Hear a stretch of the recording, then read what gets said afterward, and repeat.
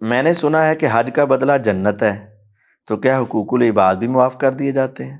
حج مبرور لیس لہ جزاء الا الجنہ، حج مبرور اس کا بدلہ سوائے جنت کے کچھ نہیں۔ لیکن حج مبرور مقبول حج، اگر لوگوں کا خون ہی چوس کر آیا تو حج کیسے قبول ہوگا؟ اگر سود کے پیسے لے کر آیا حج کیسے قبول ہوگا؟ حق مار کر لے کر آیا حج کیسے قبول ہوگا؟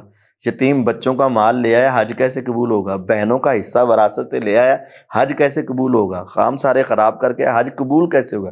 بھائی اس حج کا بدلہ جنت ہے جو حج قبول ہو جائے، جو حج قبول ہی نہیں ہوا اس کا بدلہ جنت کیسے ہے؟